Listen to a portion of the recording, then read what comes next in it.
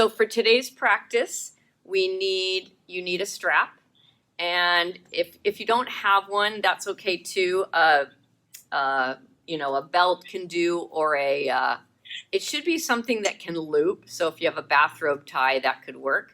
And it's going to be up to you how looped it is. We're only using it for one pose, but my loop is, actually that's way too big for me. My loop is going to be, it's not for our shoulders, but it's going to be about that big for me. If you're tighter in your quads, it's going to be bigger. So if you have a moment, you might want to just make your loop now so you don't have to futz with that part when we get there.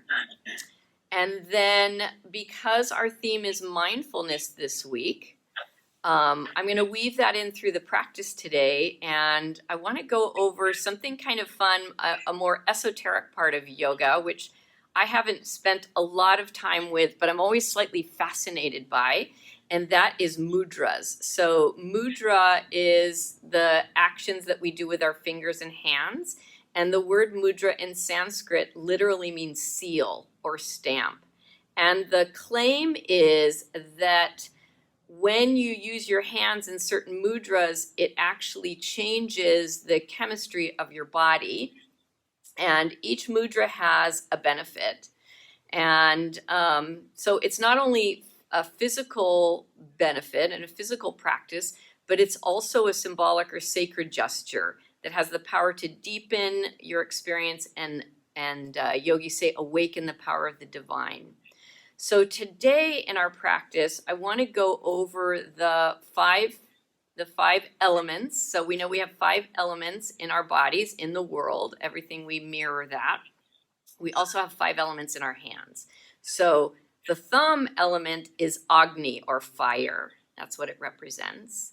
And the pointer finger is Vayu, or air, the air quality. And the middle finger is Akash, or space. And Prithvi, I think that's how you say it, Prithvi, is the ring finger, and that's earth.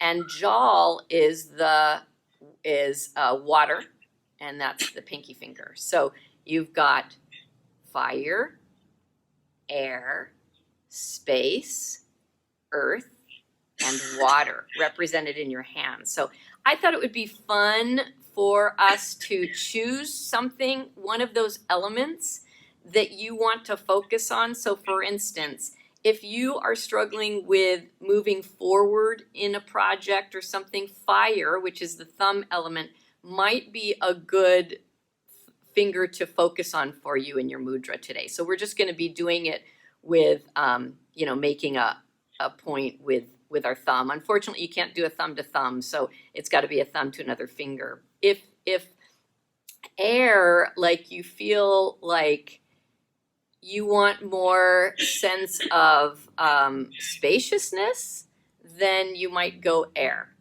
If you want space, which is more ethereal, like creating more of a ethereal connection to the world, that would be space. And earth would be more grounding, and water would be more flowing. So if you feel like you need more flow, to go with the flow. If you feel like you need more grounding, so you're going to pick one of those right now. So that's your first assignment, is to pick one of those, or you could pick 2 of them, and then you'll just alternate. So you're going to have to take a moment to memorize that. Is anybody not clear on either the element or which finger it belongs to? I want to make sure you're really clear that way. We're all good? Okay, so now I'm going to mute you.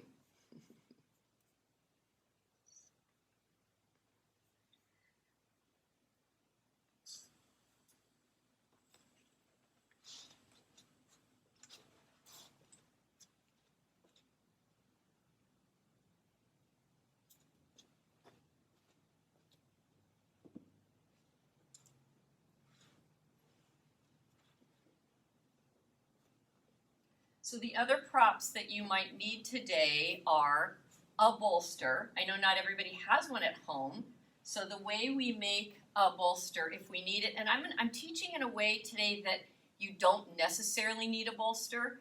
It could be handy if you want it, or if you're especially tight. but the way you make your own bolster is to take 2 blankets in pillow fold and you just roll the first blanket. And if you want to go ahead and do that right now, you're going to need a blanket roll. You're not going to need a bolster, but you're going to need a burrito roll. So you're going to have to do that anyway, so you might as well do that now. And then if you want a bolster because you're super tight and you know that you might need it, then when it comes to that point, not now, you're going to wrap your first burrito roll in the second pillow fold. And that actually makes a pretty nice bolster. So that's the way it is. And other than that, if it's cool in the space that you're practicing, please make sure you're dressed warmly enough and that you have maybe socks on. We will be doing a couple poses where it would be handy to be barefoot, but mostly socks are okay. All right.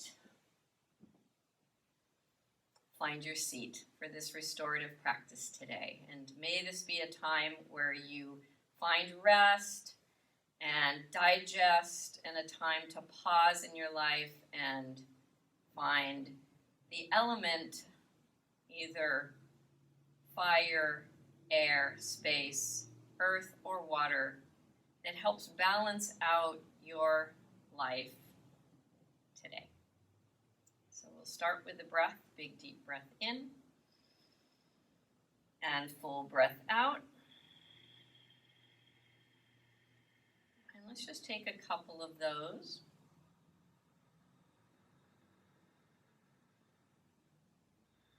Beginning to let that breath bring you to this space and time,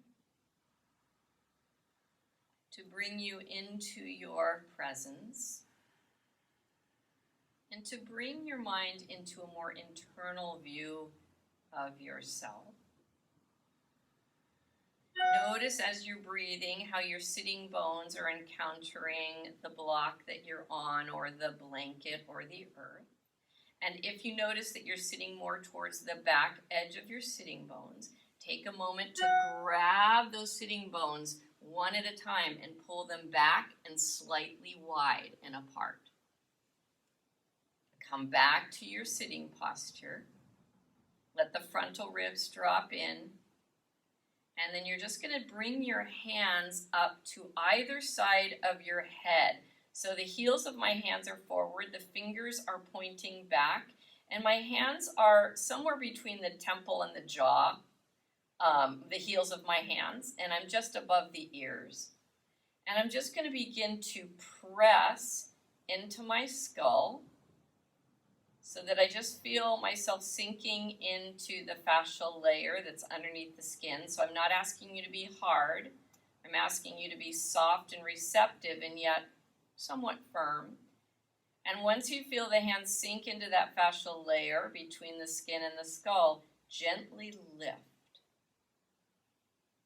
And we'll just continue to breathe here as we start to imprint in our body a long neck, a long spine, and extended crown. So you'll breathe in deeply and breathe out completely. And you're not trying to create excessive tension. I know that's difficult because you're using your arms. So as best you can, let the energetic action come from your hands and not your shoulders. So try to relax the shoulders back into the body. And try to let the chin slowly settle. So you're not lifting it up. You're just gently squeezing. It's more like you're lifting the fascial layer than you're lifting the skull. Take a couple more breaths here. And then very gently release the hands. Keep the length you just created. Bring your hands into prayer.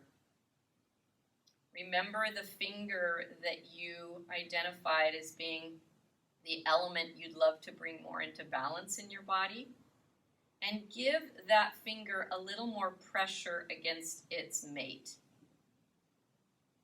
Your hands are in prayer. And then you just take a moment to make that your offering. You could put a sentence to that. I would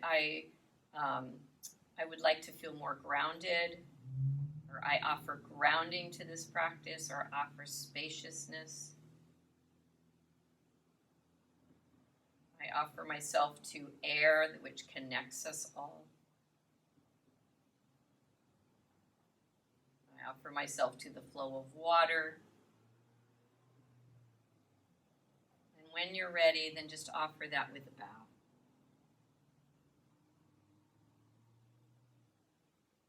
Inhale, come back up to sitting. We'll seal that with a breath and an Om together. Inhaling.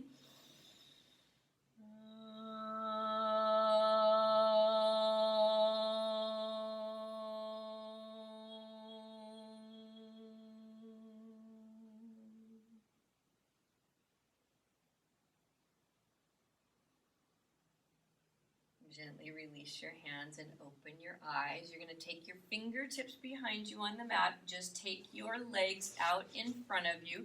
You can do the same thing. If it's comfortable for you, you can do the same thing with your hands. If you need the support, keep them.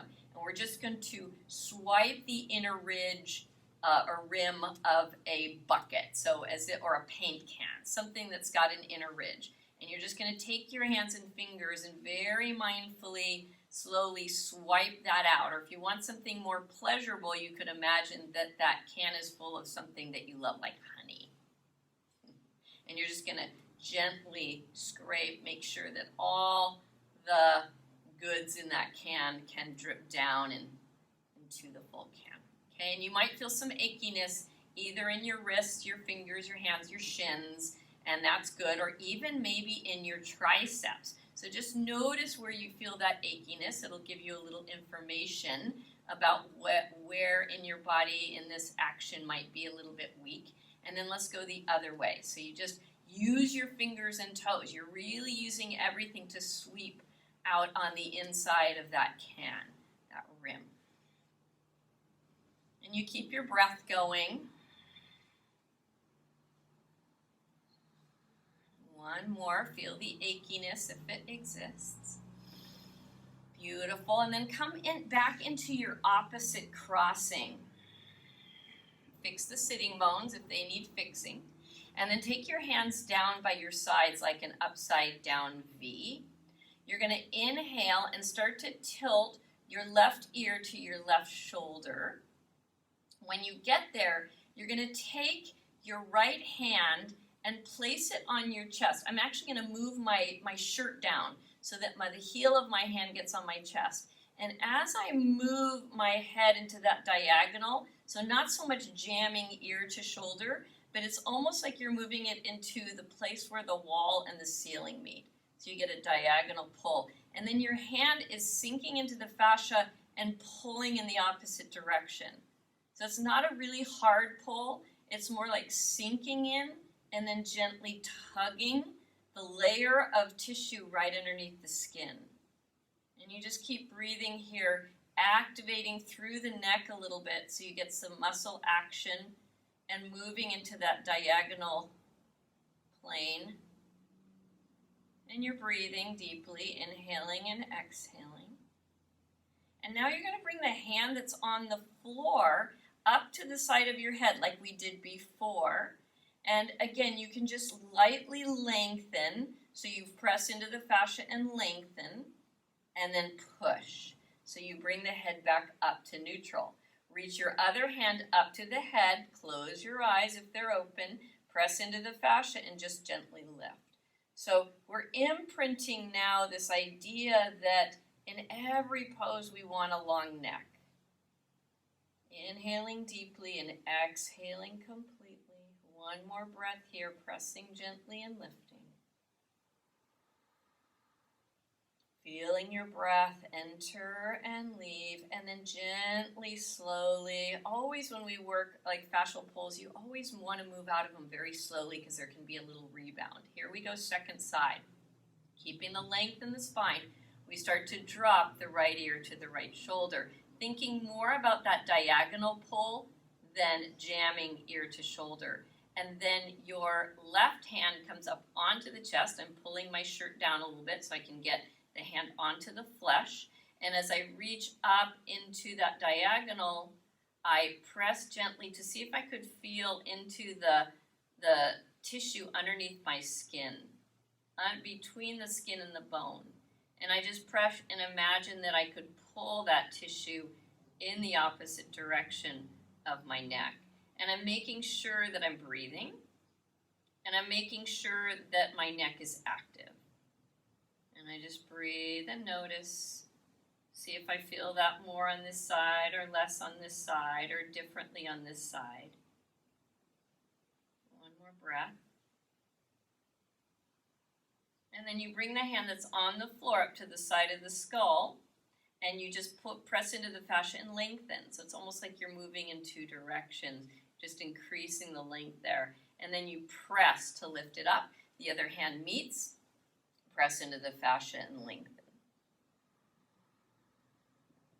One more breath there, letting the chin soften down so that you find that lengthening of the neck, softening through shoulders and neck. Beautiful. First side again with a little variation. So we bring the hands down by the sides. We drop that left ear to the left shoulder. We take our hand onto the chest and pull, push and pull into the opposite direction. So gently sink into the tissue is a better word than push. Sink into the tissue and pull. And now this time you're going to gently say no with your head. So you're shaking your head no very gently and very slowly. And you're just noticing where you might feel a little bit of tension in your neck.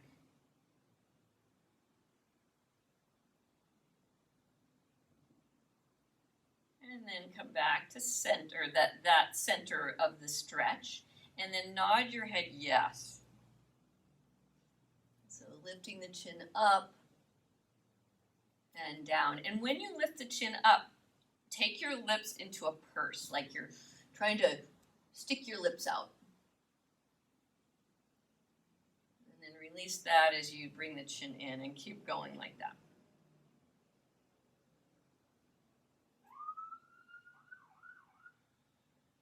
Last one. And release. You're bringing the hand from the floor up to the head, the side of the head, gently pushing and lengthening. And then inhaling and lifting. Exhale, release. Take a cleansing breath. You can roll the shoulders. Here we go, second side. So dropping the head to the side, bringing the opposite hand onto the chest, pulling, thinking of that long diagonal. Start to say no. And you're taking it very slowly here. You're just noticing where you feel the tightness. You could stay there. You don't have to keep moving. I particularly like the feeling of mobilizing through tightness, but you could do that another way too. And then bring it back to that center pull, and then shake the head or nod the head yes. And when you get up to when the chin lifts up, purse the lips and reach them out like you're trying to smooch someone far away. That release that as the chin comes down, and keep going.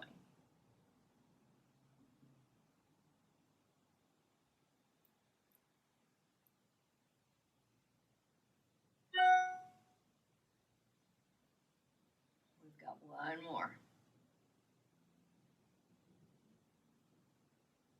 Coming back to neutral, bring that lower hand up to the head and see if you can stretch the hands in two directions. Take a breath there, and then gently push the head up to center. Join that with the other hand. Drop into the fascia as you can, as best you can, and lift. It's like you're trying to lift underneath the skin. It's tissue. The fascia is tissue that layers all around and through muscles, but there's also a nice fascial layer around the skull and between the skin and the bones. Let the chin drop in and find that length in the spine. One more breath. And we know that fascia, if you have a neck injury, we often note that the fascia is tight in the skull. And if you have a head injury, we notice that the fascia, as a result, is not only tight in the skull, but down into the neck. So there's a nice correlation there. When we release the fascia in the head, we can also impact positively the neck. Release your hands down. You're going to just rock off to the side. Take your block out and come straight onto your back into constructive rest. So what that means is the feet are wide on the sticky mat, the knees drop in, and the arms sweep up to the sky, one on top of the other. Doesn't matter which one because you're going to switch, so note which one it is. And then you're going to let the hands drape down, and the elbows, as best they can, are going to rest on the chest. Now, if this is hard for you to be in this position, please prop your neck, your head if you need to.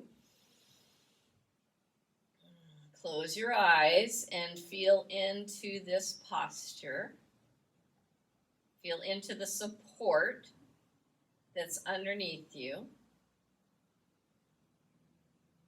And I want you to imagine now 3 places where your breath resides. And I'm exaggerating when I say that because I believe that your breath resides throughout the entire body. But for the sake of argument here, we're just going to focus on 3 areas. So the first one is in the belly.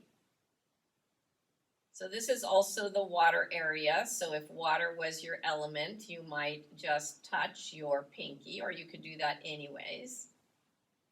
And I want you to imagine, we call this radiant breath. So as if that you had a sun right in the center of your belly. And as you breathe, you're trying to radiate that breath, that sun breath, into all directions. So if you think of that as a circumference or a globe or, something round, you're trying to send the breath into all regions of the belly. And you breathe deeply and you exhale completely. Keep going just like that.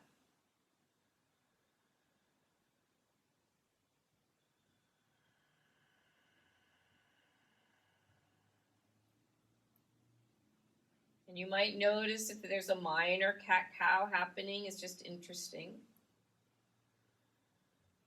And you're bringing your mind's eye just completely into the breath, radiating that breath out in this full circumference. And you might notice at one point that the breath naturally gets bigger without your effort. That tells you that a fascial layer has just let go. And that's a really great place. So I love to look out for that in my practice. It just lets me know that this is working and I'm releasing deeper. And I can add a sigh or a ha anytime I want to accentuate that. Okay, finishing up with that radiant breath. You're going to release your hands out to the side like a T. You'll inhale them like a snow angel overhead until your thumbs can interlace, if that's possible for you. Inhale into that radiant belly.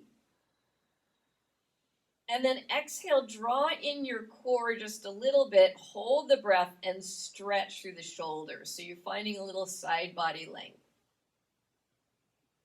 One more holding count. And then you exhale. Let your snow angel arms come back to T. And then inhale, bring them up overhead to the opposite crossing. So if your left was in front, now you're right. And you're going to drop your hands into constructive rest so that your elbows rest on your chest and your arms are draped down by your shoulders. And you're going to bring your radiant breath up into the fire point, which is like the Manipura chakra, which is around the solar plexus. So because fire is the thumb, you can touch that thumb to any other element that you want to accentuate. And you'll breathe, begin your breath in that fire area. That radiant breath, like you're just trying to inflate this round globe of breath. And it's a big, deep breath and a full exhale. Keep going. See if you can let the eyes migrate to the third eye point. And see if you can let your inner vision just watch the breath to get curious.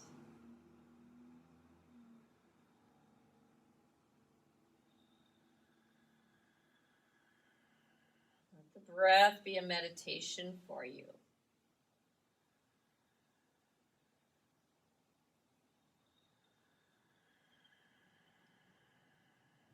One more. Release that completely. And let your arms sneak out into a T. Just like snow angel, as you inhale the next time, you snow angel your arms until your thumbs interlace. Inhale into your solar plexus, circumferentially. And as you exhale, bring in your abdominals just a little bit and hold the breath at the end of the exhale. Feel the extension of side body. The thumbs can gently pull. And then as you're ready, snow angel, inhaling back down. Take a cleansing breath here.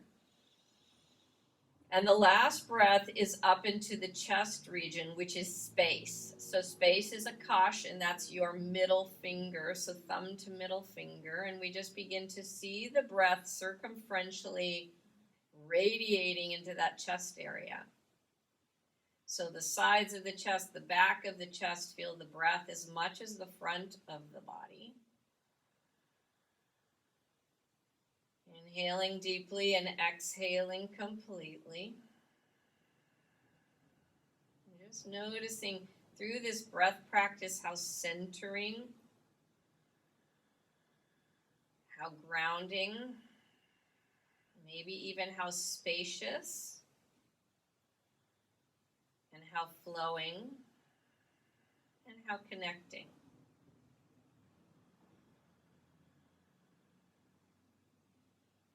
Couple more breaths like that.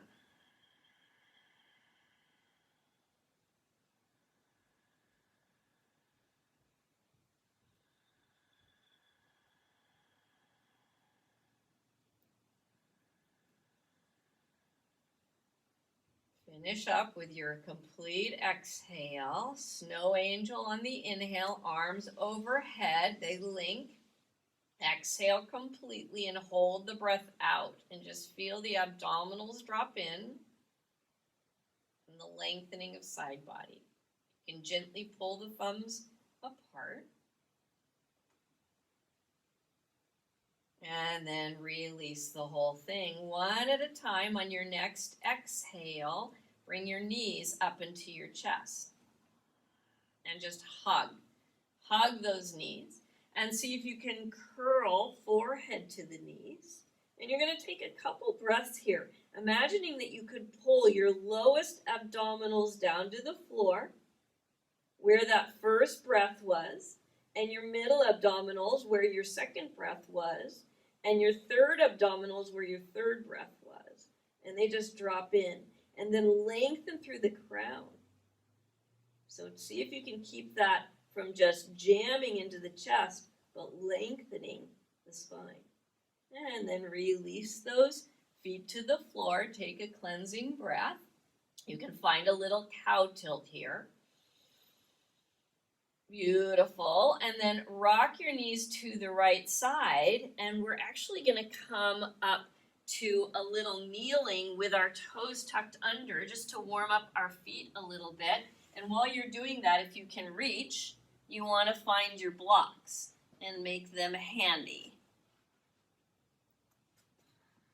So a little toe stretch. If this is too much for you, you can slightly take your weight off of your heels, with your booty off of your heels and lean forward. If you can, another breath here to wake open those feet. See if you can find all 10 toes. Imagine that those have the spatial elements, all the elements of the earth, air, wind, fire, water, and just feel those. Wind is another name for air, by the way, and it's connecting. So that's what that element does. All right, so you're going to place your blocks in front of you, and you're going to go ahead and come up to standing. Now, if your hamstrings are really tight, I might recommend a chair here.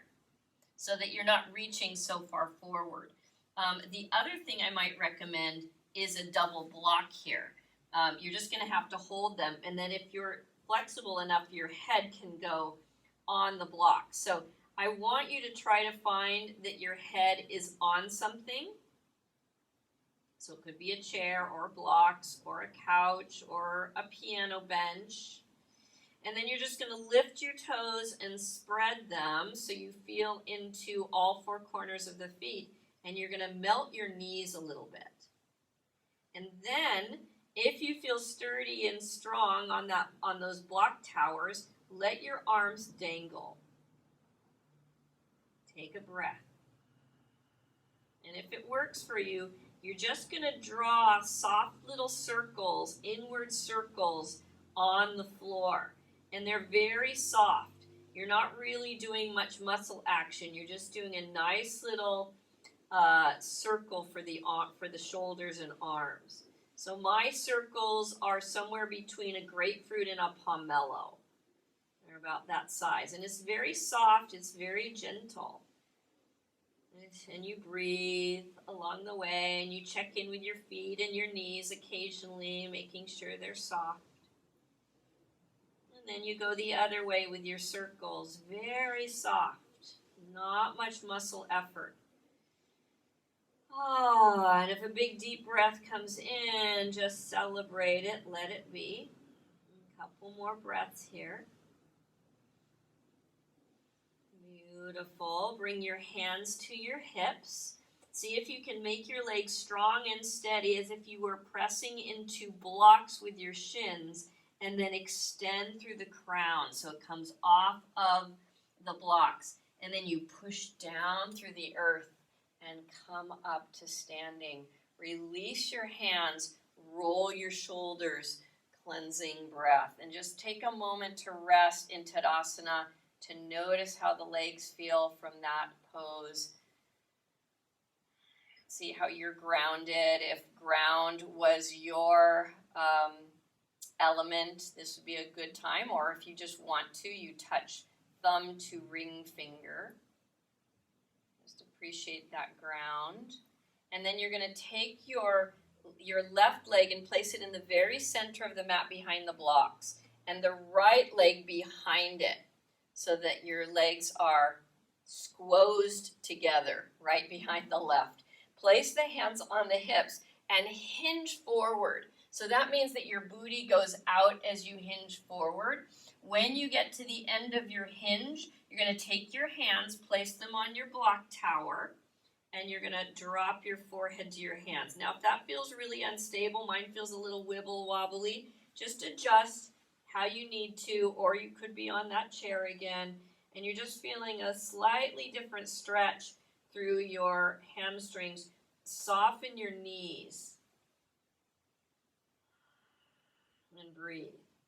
We've got about 4 more breaths here. Really getting into the hamstrings here right away. Releasing that tension up the back plane of the body. Feet are feeling the floor. From here, softening knees again. Inhale, halfway up. You can bend the knees into each other. Bring the hands to the hips. Press down, look up, come up to standing. Unravel your legs and just feel into that for a moment. Release your hands. Take a cleansing breath. You can touch ground again, which is ring finger. Imagine that we're earthing now, that we are even on this whole entire planet, feeling it underneath us. We're going to take the opposite crossing. So standing right foot into the center of the mat, left leg comes behind you. Inhale. Hands can be on the hips. As you start to exhale, you hinge forward. Let the knees bend. Don't expect the back to take it all. And so you bend enough that you can either find the chair or the blocks, and you just feel the support. Do what you need to do to make this fairly comfortable. I know it's not super comfortable. You can kind of squeeze your knees together, and that will send the sitting bones back and apart. The abdominals are awake, if not slightly active. the knees again. I'm emphasizing that they're soft. Full breath, moving up that back plane of the body.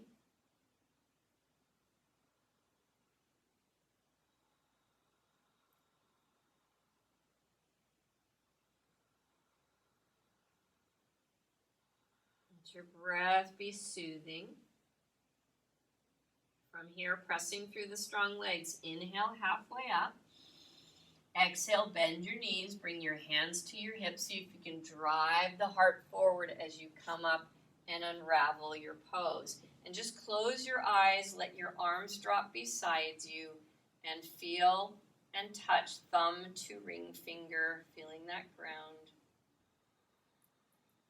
Or if you want to just focus on your one element, feel free every time to come to that. It's like you just keep stamping, making that seal, that stamp, that idea within yourself.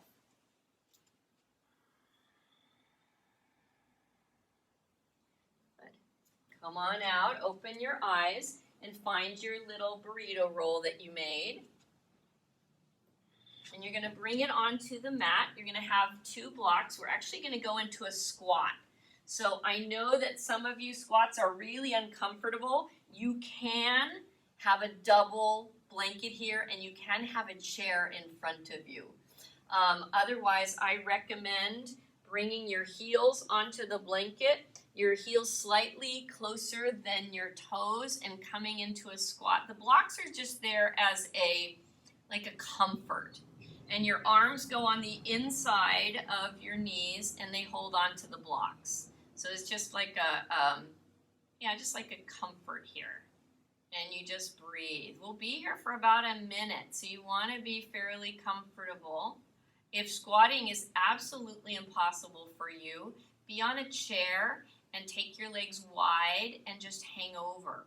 Let your body drape over your legs. And you want your breath here to be full and steady, inhaling deeply and exhaling completely.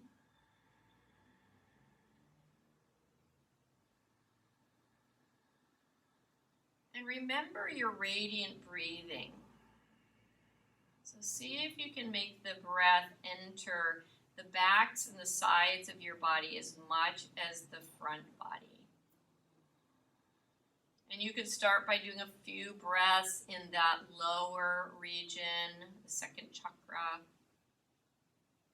And then a few breaths up into the third chakra. And a few breaths up into the fourth chakra. So you just work at finding those 3 places. And you could even imagine here that the hands were on the sides of the head and they were just gently pulling and lengthening.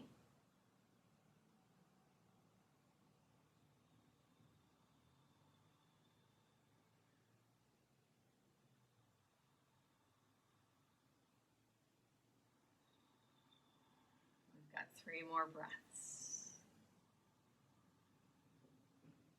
Let your breath be super radiant and full.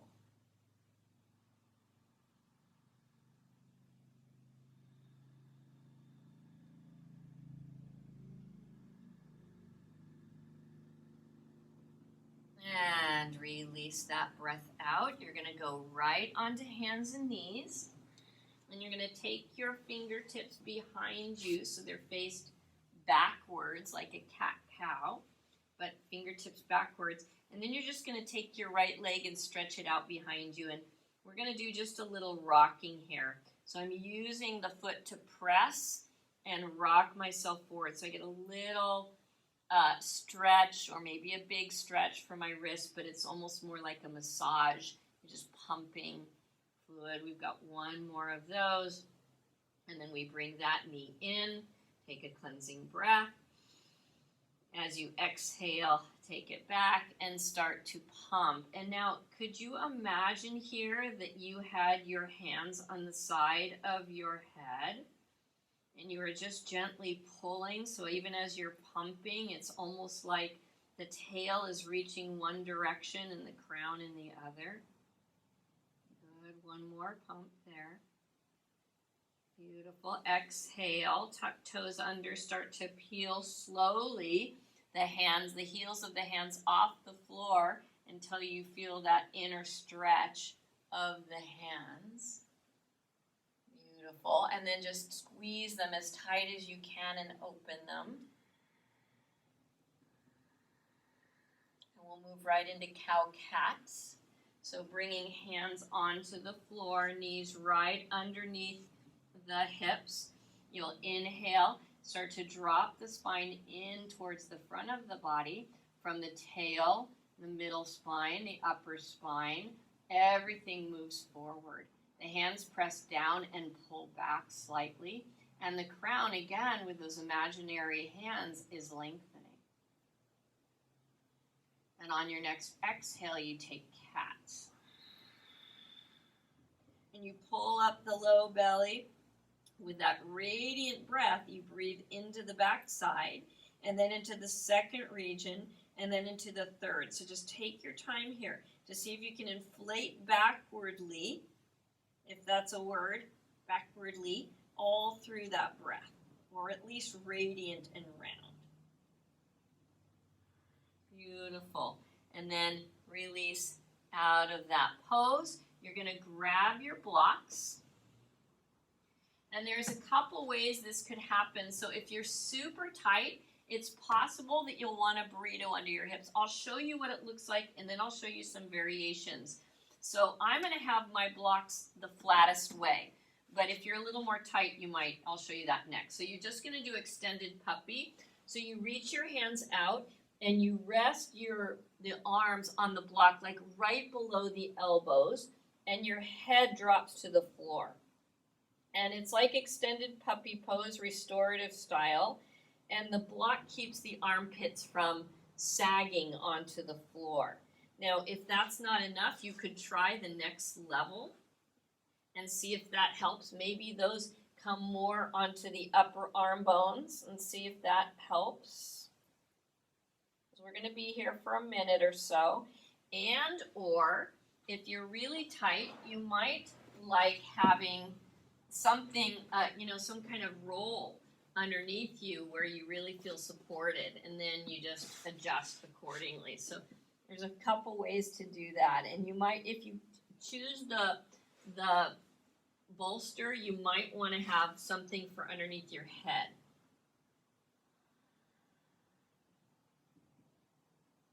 And then you're practicing your radiant breath.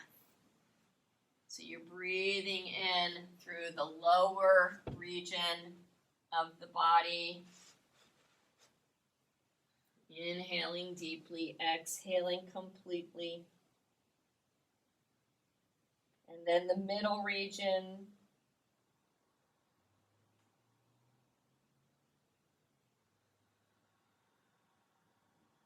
And the upper region. And you could choose now, because this is your practice, you can choose which one of those three needs more breath, needs more expansion. For me, it's the upper one, but yours might be different.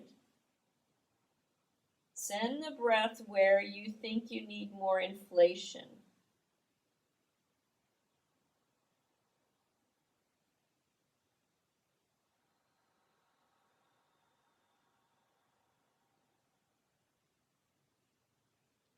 And we try to be in these poses for at least 90 seconds because we start to get, the fascia starts to open, that layer between skin and bones, in and around muscle fibers, starts to really relax after about 90 seconds of being in a pose.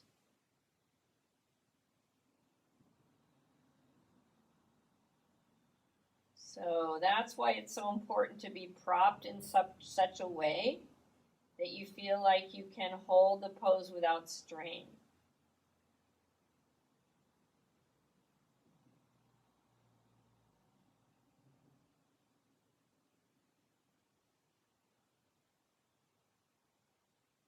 And you just watch that breath getting smoother and smoother.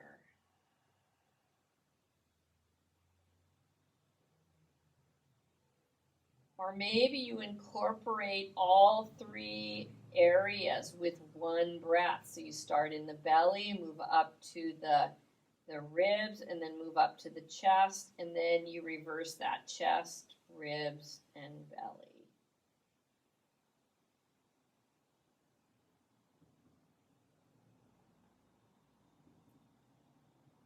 Let's do 2 more breaths here in extended puppy pose.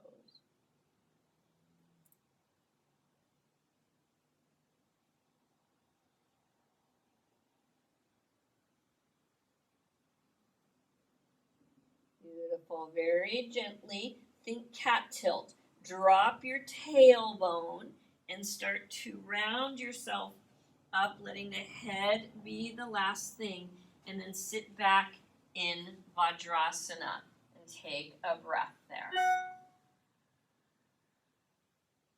Feeling that full circumferential breath. Feel the grounding. If you want to touch your finger, your designated element, this would be a great time. And then you breathe back into your offering, into your intention. See it as if it's already taking place.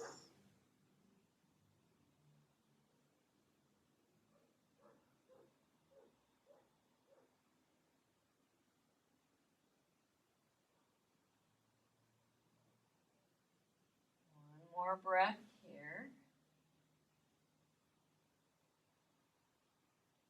And we move into twisted child's pose. So my plan for this pose is not to have any props, but you are your own best teacher. So have props nearby and handy, and you can adjust as you need. And if you want to just watch, you've done this pose before, you were just going to hold it for a little bit longer without a lot of muscle action. So we're going to start with our, that's your right hand. Your right hand, we're going to sneak it under. So you're in, like your knees are apart, your big toes are touching, and you sneak that through until you're on your shoulder. I'm going to take my other hand and gently take it to the crown of the head on the floor. And though I want you relaxed, I don't want you hanging out. So there's a certain level of action, and yet it is restorative, so I don't want too much action. But I want you to feel supported by your musculature. And you're just going to breathe here and feel the stretch. Now, if that's too much, you might try taking a blanket underneath your shoulder and your head so you feel supported. You're not having to go as far.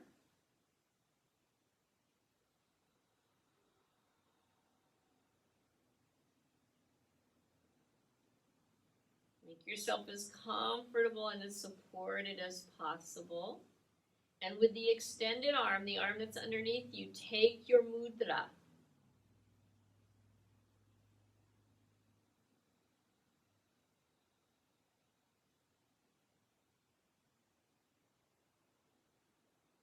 And again, even your mudra doesn't need to be super hard. It's just, you're just imprinting those connecting links there that signal to the body some channel, some opening channel.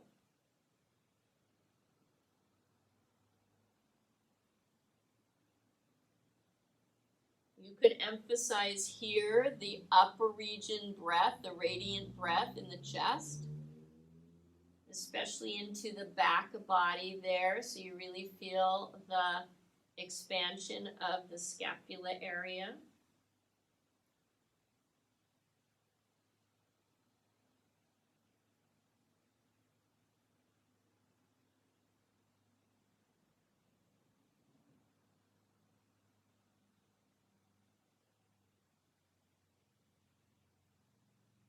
Notice where you can release tension, where you can let go.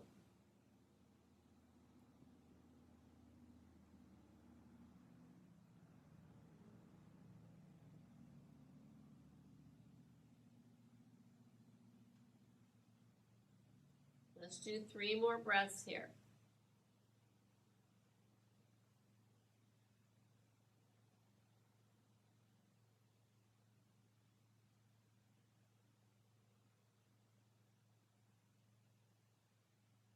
And gently think cat tilt. So drop your tailbone, press in through your left hand, let your right arm just drape back through, and take tabletop and inhale cow. And you're just going to invite the spine from tail down through mid back, through upper back. You're going to invite everything in that spine forward as your hands press down and pull back. And then you're going to remember the hands on the side of your head there, and you just lengthen. Exhale to cat. Taking a moment here to feel into those abdominals, drawing in the lower abs, the middle abs, and the upper abs to support that cat shape. Inhale, release, come back to center. You're going to take your left hand and sneak it through between your other hand and your knee until you come down onto your shoulder. And you can either be on the ground if that's comfortable enough for you, or on a folded blanket. And then my other hand just comes, it's on the floor, palm face down, and it's just at the crown so that my crown can reach into the hand as a reminder.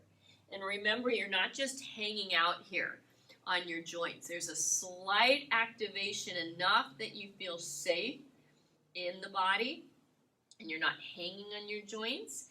And then you want your breath to be expansive. And you can find where you feel that that breath is most needed. Either a radiant breath in the low belly or in the rib cage, which this is a twist for, or in the upper back to release the shoulder.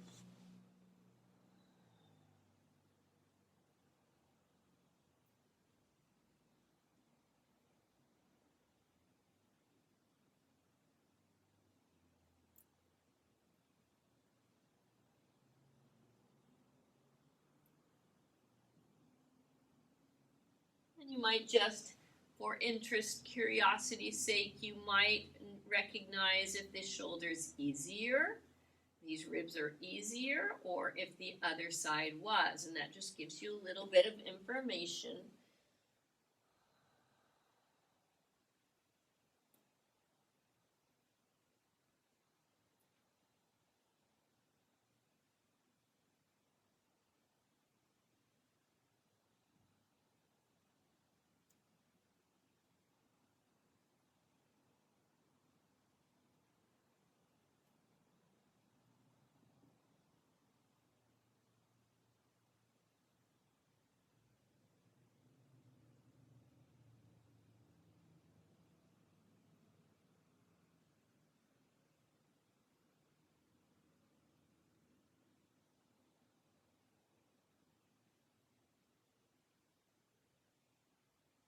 Let's go for 3 more breaths here.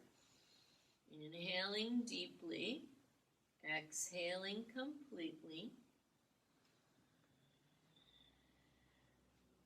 When you've finished your 3rd and final breath in this posture, just come on up to Vajrasana, legs parallel towards each other, sitting on your shins. Take your mudra with both hands. And just pause for a moment and let that all integrate. And you might just notice how much better your breath is moving through the torso with less restriction.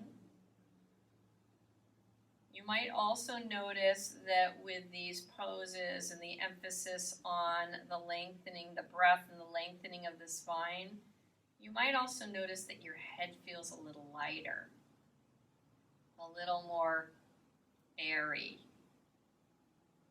and connected in a way that feels good instead of achy or icky. Another breath here.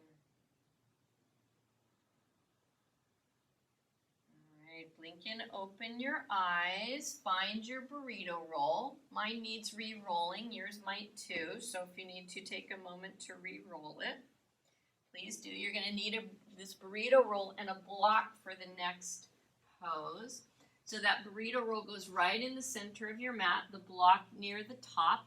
You're going to lay down onto your bolster right underneath where the fat is on your belly, even if you're skinny. I know you have just a little bit there. So that's where it goes. What it's doing is it's supporting the back as if those were your abdominals being drawn in. So you want to just play around. If you need to scoot up or scoot down for a moment, do that. Tuck your toes under for a moment. Be in Sphinx, and you can take your block, the outer edges of the block in the hands, just wrap them on each edge. And you're just going to, with the tucked toes and the hands, you're just going to gently squeeze into the block, and the legs are going to squeeze all the way up into the booty. And you'll just take a breath here as you try to let your heart melt down, all the organs melt. The legs should stay pretty, awake. They don't have to be hard, but just engaged.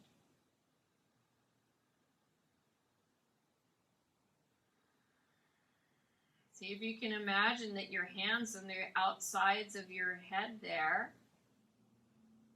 and they were gently drawing and lengthening the crown. We've only got a couple more breaths here.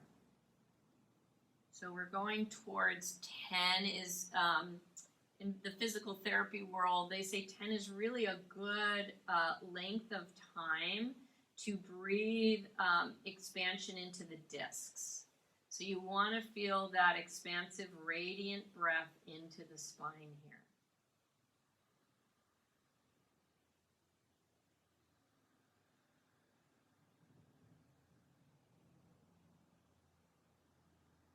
See, how can you release tension for the neck? Release your heart, melt that down. And when I say heart, I actually mean a little higher than you might think. Oftentimes we kind of picture our heart, there in the lower ribs, but it's actually quite high in the chest. So let that area melt as best you can. Now you're going to take your block and flip it so that it's on its middle edge, and you're just going to drop your forehead onto the block. You can take your hands out in a wide Sphinx and just take another few breaths here. Think of that radiant breath.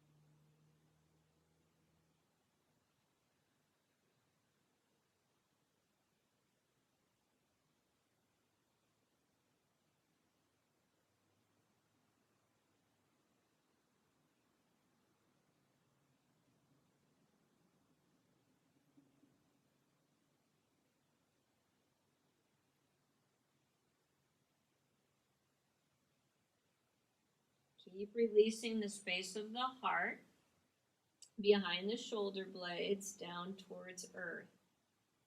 You might notice that this allows the arm bone, the head of the arm bone, to gently move towards the back plane of the body. It's a super healthy place for it. So you keep melting the heart with those strong actions of the head of the arm bone. Couple more breaths here.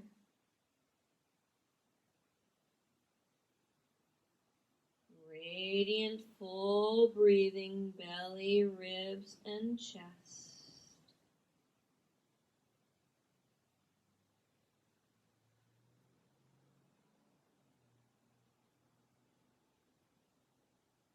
And from here, rooting down with your forearms, you're going to remove that block and just take Dandra Pranam. So the arms stretch out in front of you, forehead comes to the floor, and you rest.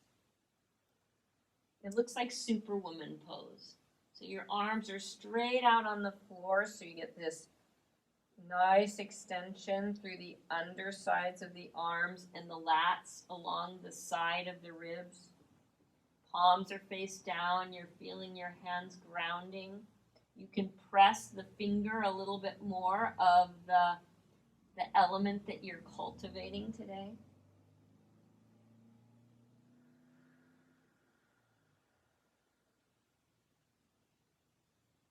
Or if you just want to bring balance, you could press gently all 10 finger pads into the earth. Yogi's choice.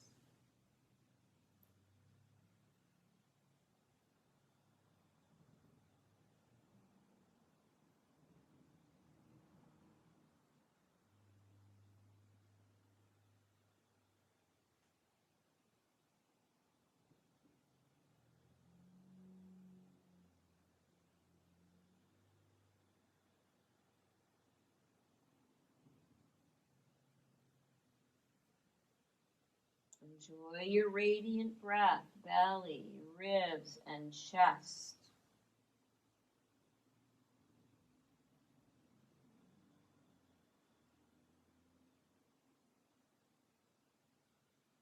What else can you relax? Where else can you let go?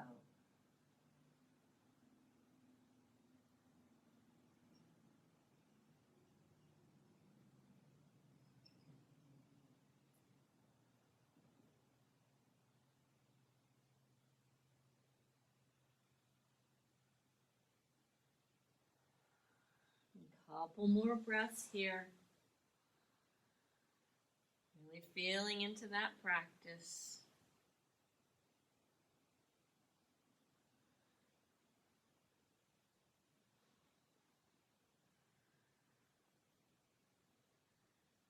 As you're ready, drop the head down, think cat tilt, and roll up. When you get back into Sphinx, I want you to just turn and look over at your left foot. Get a little twist. Come back through center and turn and look over your right foot. You're going to plant your hands down by your burrito roll. Lift the shoulders up, press up to tabletop, and back to child's pose. And here's what's nice is to unroll your burrito roll and just put one little roll at the top, and then I sculpt it around my hips here. I think a block or a bolster or something is really nice for underneath your head. So if you didn't get that already, like I didn't, you want to just grab that and then sculpt. You're in child's pose, big toes touching, knees wide and apart. You lift up and over and place your forehead on the block.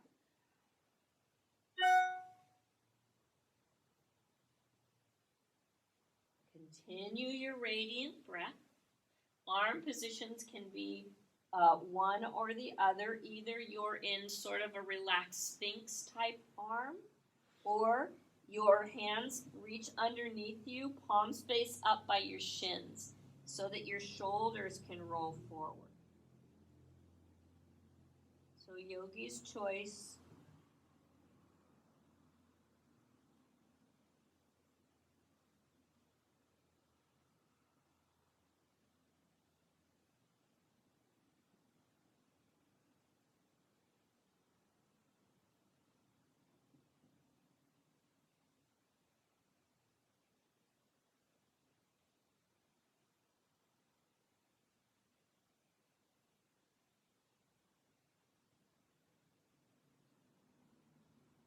Another way to do this pose, if this is impossible for you, is to sit in a chair with your belly burrito roll. And then your legs are wide and you just hang over. And the emphasis on the breath is really in the belly region, so you can inflate that low back area that gets so tight and congested. And I think space would be a great mudra right now. My intuition just says middle finger. We get spaciousness into our low backs. We have a couple more breaths here.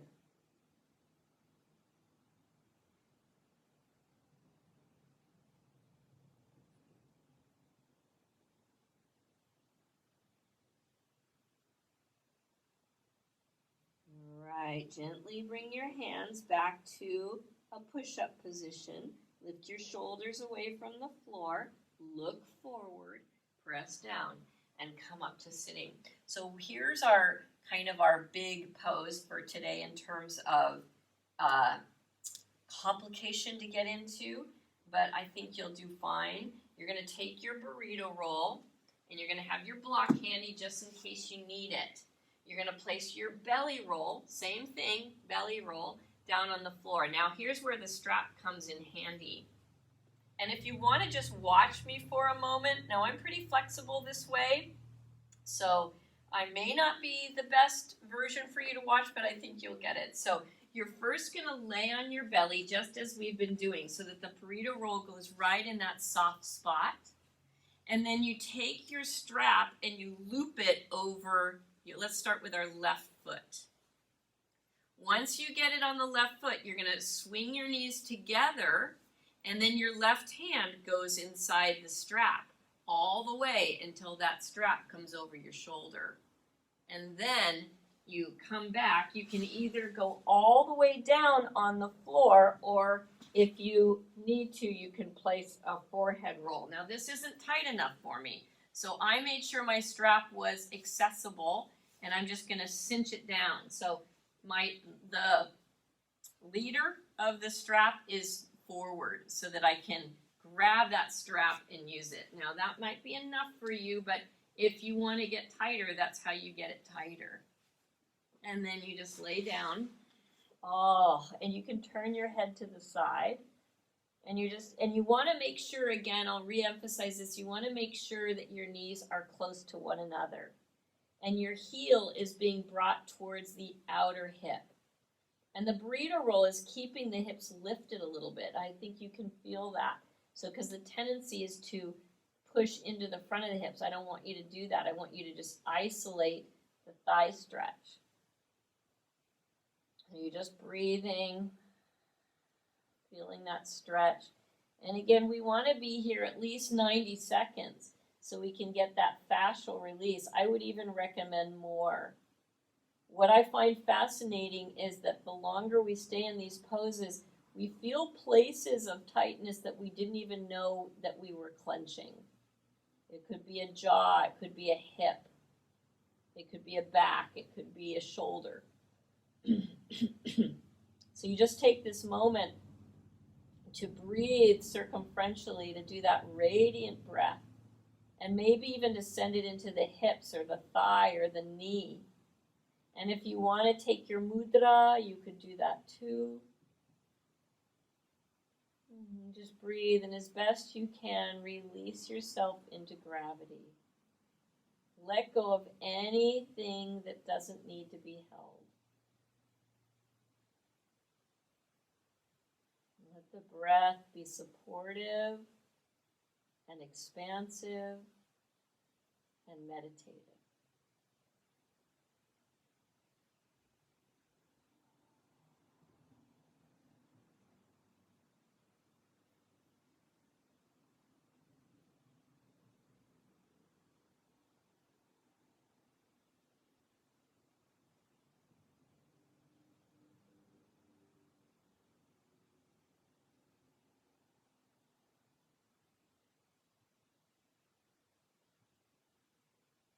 I let go is always a good mantra to have when we're trying to relax something.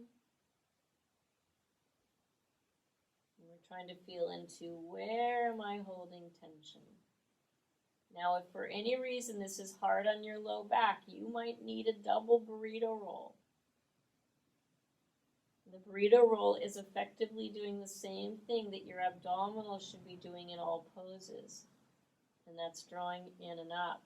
So the burrito roll does a couple things. It not only does the supportive action for you, but that pressure of the roll into your belly is also pressing gently into your psoas and into your abdominal organs. And so when you come out of the pose, you're going to get a great flushing. We've got a couple more breaths here. Make them count.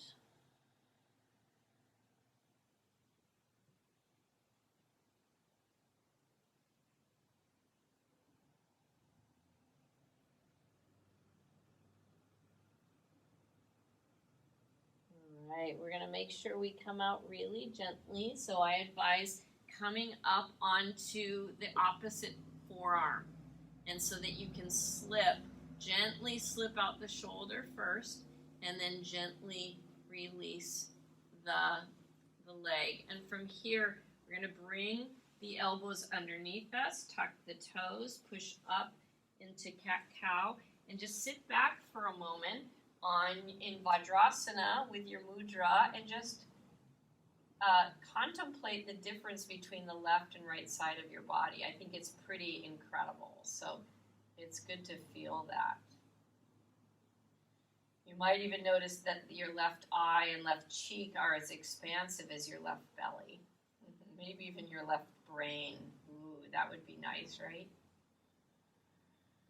All right, second side. So you're going to start by coming down onto your belly with that burrito roll, making sure it's right in the right place. You're up on your forearms, and then you take your strap and you reach back and loop it over your foot. Your right arm now is going to sneak through the circle of that strap. I have my leader in my other hand, and it's down so that I can use it if I have to loosen or tighten it. Then I'm going to bring my knees together so they're not splayed apart, because your body is built like a seesaw. If your knees go wide, your back gets tight. So if you bring your knees together, you have more access to expanded back. Once you get that down, then you come on down. You can make a pillow with your hands. You could look to your left side. Whatever, make yourself super comfortable here, because you're in it for the long haul. And you're just going to rest there. Making sure the knees don't migrate apart. And the right heel is gracing the right butt cheek. So it's on the outside there. And you just begin your radiant breath. You could take your mudra if you want.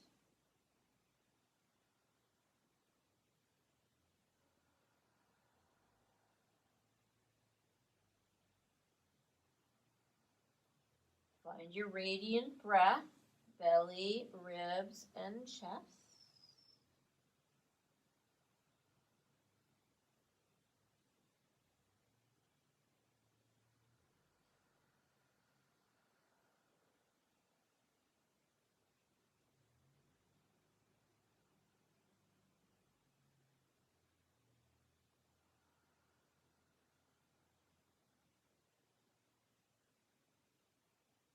Where can you let go?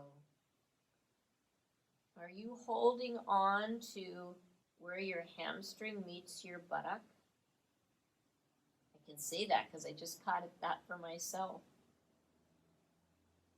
Are you holding on to your jaw or your thoughts?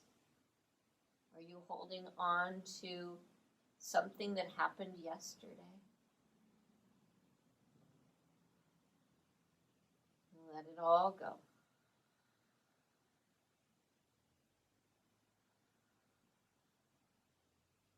Send the breath democratically through the body. Everything wants an equal opportunity breath.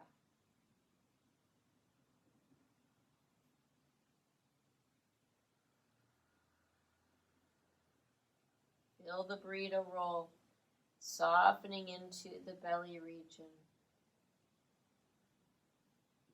Gently pressing on the organs. See if you can release any resistance to gravity.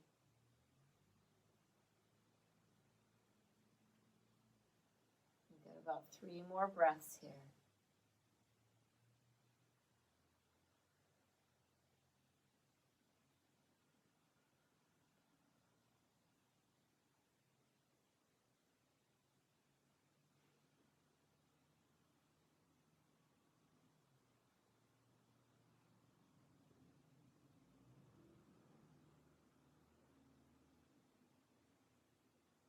When you're ready to come out of the pose, I highly recommend you come up onto your forearms for a breath. And then you're just going to keep your weight on the arm that's not in the strap. You just gently take that strap off the shoulder, release it back.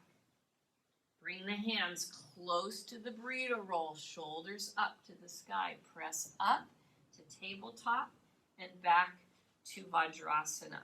And just take a moment to see if you were successful in expanding the right side of your body to meet the left. And breathe that in. So the next one is not perfect on this burrito roll, but it's what we've got. So we're just going to spend a few minutes on the IT band. So that's the band that connects the outer hip and buttock to the outer knee. And sometimes it gets tight and it really wreaks havoc on the knee and the hip too. So we're just going to lay down by our sides and let the burrito, this is really better on something that's maybe a little bit more firm. But I just appreciate sometimes just lying on something, and you can move around a little bit. You can kind of rock towards your knees and rock towards your hip. And you want that burrito roll right where you feel it the most.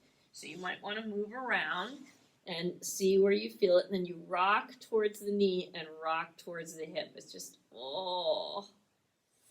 And I know this doesn't feel so restorative. It feels a little bit more pointed in its effect. Another breath or two here, just rocking out that. And if it's too much in one spot, just move. I know there's a place on my thigh where it's like, are you kidding me? Okay, finish up that little IT band massage. And let's limp our way to the other side. A little massage in that IT band. And you can figure it out, like maybe you want to be up on your forearms, or maybe you want to be down lower. So just play around and see, and then rock towards the hip and rock towards the knee. Just a little bitty massage there. IT bands aren't the most fun body part. They're often recruited when our body worries about our back. Like a body has a little mind, right? And when the back isn't getting the support it needs from abdominal strength and deep internal strength, the body recruits the IT bands to create support. And they'll do it, but they're not happy doing it. So when they do it, it's because there's so much fascia in there, they get really stiff and tight. So this is just a nice way to just kind of open those up. Okay, that's enough of that. We're going to come onto our backs. I want you to keep this burrito roll handy, and I'm just going to put it to my left side here. We're actually going to move into a twist now. So you're going to come onto your backs with that little burrito roll to your left side. You're going to take your block and place it in between your knees. Your hands are going to go out in T for a moment, just so you arrive. And then I want you to take your hands and bring them to your head. So this should be familiar by now. And you just squeeze gently into the fascia, lift the head up and lengthen it and place it back down. So you just get a little more length. If you need to have neck support here, please do that. And then do that again. You squeeze in, you lift the head up, you squeeze and lengthen, and you release it back down. The hands can go back out in T, and then you drop your knees over to that burrito roll. And as best you can, you drop the shoulders onto the floor. The right shoulder may not want to drop so much, so you're going to have to encourage it. You could even take something if you had sandbags, that would be a great thing for this right shoulder. I'm just going to bring up, this is odd, but I'm just going to bring up my bolster and just see if I can rest it on that shoulder, because my right shoulder doesn't want to drop. So I'm going to give it a little encouragement there. Or you could place a 10-pound sack of rice or flour. Just don't want flour dust on your yoga mat, right? And then you just breathe your radiant breath. Breathe into belly. Breathe into ribs. Breathe into chest. Where can you let go? How can you get more comfortable in this pose so that you can really relax out?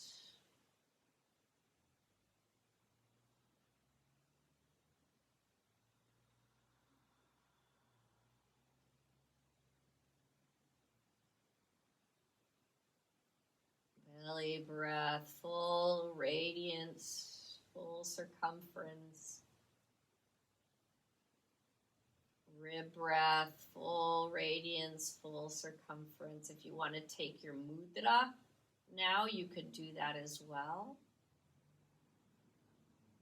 Chest breath, full radiance, full circumference.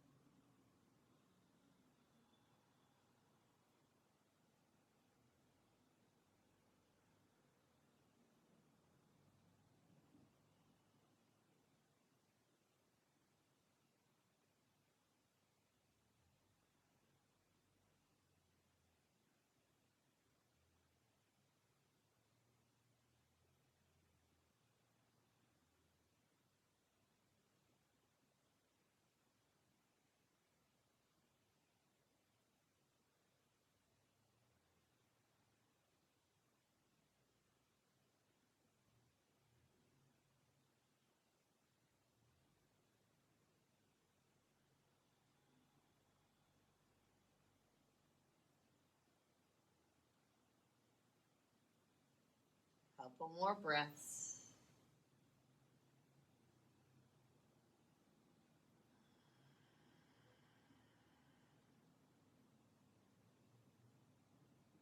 And then very gently release. If you brought something onto your shoulder, take it off. Remove the block from between your knees so you can bring one leg up at a time into the sky. And then you're going to bring the knees into the chest and curl. And imagine here that you had hands on the side of your skull. And you are not only trying to bring the belly, the ribs, and the sternum in, you're trying to lengthen through the crown. Last breath. And release. Bring the feet to the floor. Find your burrito roll. Move it over. Find your block. You're going to place the block. I'm actually going to move myself so I'm still seeing you. You're going to place the block between your knees and drop your knees onto the bolster. See if you can drop your left shoulder down, both shoulders, drop them down. Set yourself up for comfort, for long-term comfort. So if you need to move any prop around at all, or if you want to put something weighted on your left shoulder, you could do that. And then you start to arrive, you start to rest.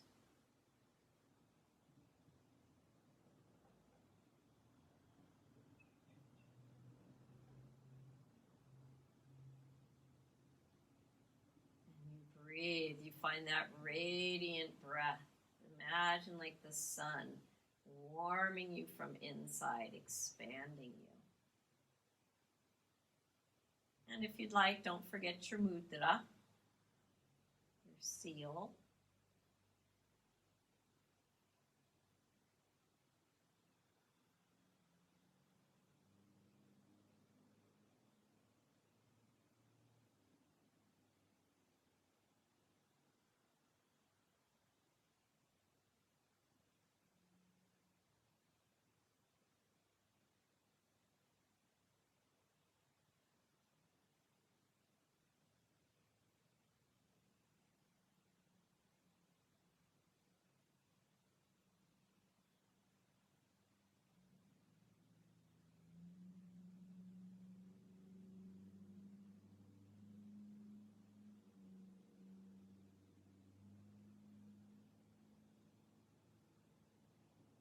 A couple more breaths here.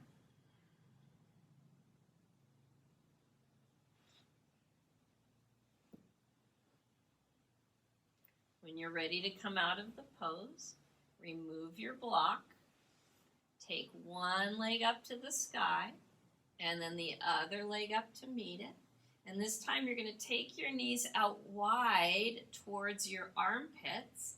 And then if you can, happy baby. And you can make that a happy, happy baby if you want, or you could kick and scream a little bit if you wanted. You could make your happy baby more expressive or move it if you want. Make yourself a happy baby.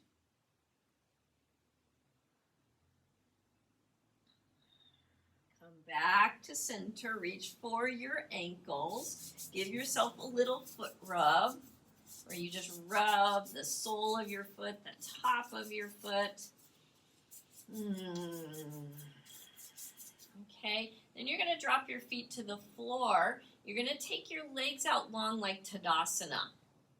So listen carefully. I want you to place your hands in robot style arms so the elbows are tucked in by your ribs.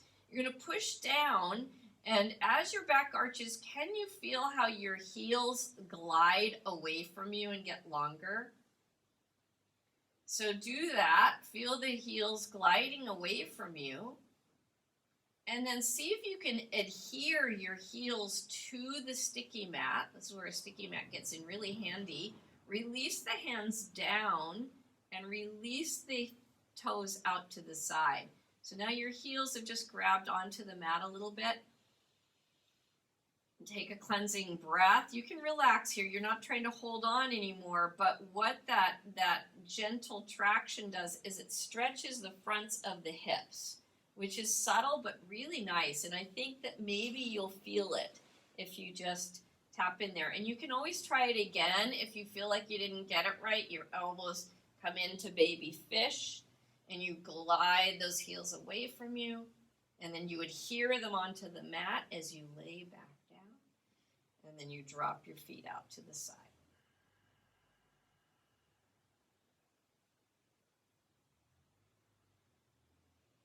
And we're in our final resting pose, so you can choose to do a mudra or not if you just want to let your hands relax. We're in the last 3 to 4 minutes of our practice. We're almost done. So I want you to start to really relax. If a mudra keeps you from relaxing, then you want to just let it go. But if you feel like you really want to imprint that idea of fire, air, space, earth, or water, and the wish, the intention that you set for the practice, you can add that to your Shavasana lightly.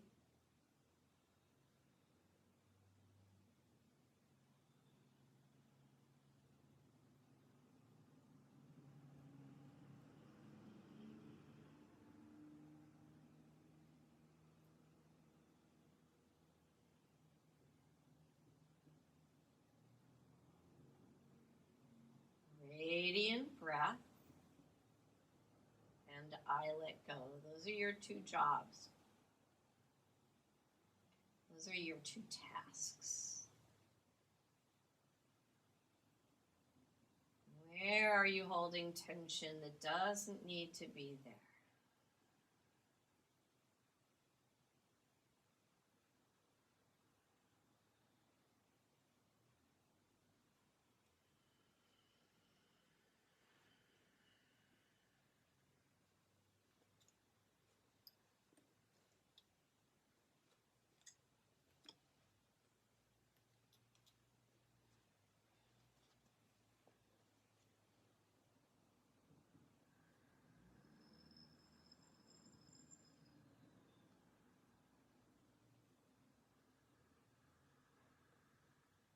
Feel the support underneath you. Feel your bones hanging off of your muscles completely relaxed.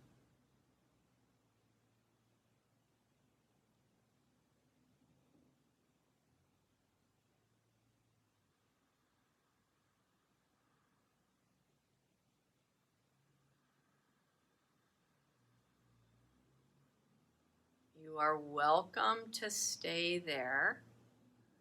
Since I didn't give you a very long Shavasana, yogi's choice. We can sign off, we can reconnect, you can unmute if you'd like to ask a question or say something. Otherwise, you can just stay there.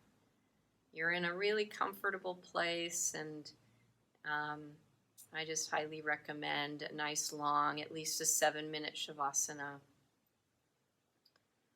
But if you'd like to connect, then you just start to deepen your breath. And you stretch. And you find your way up to sitting. If you want. Otherwise, stay happily in Shavasana. If you want to meet, we'll be in Sukhasana with hands in prayer. And we'll give thanks for the practice wherever we are. Give thanks that we have people to practice with. Our bodies can come to the practice. We have the space in our lives. We have teachers that guide us. And we take all of that blessing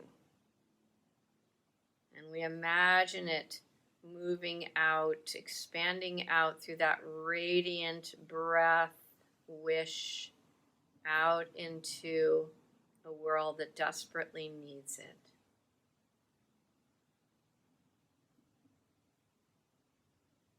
Namaste.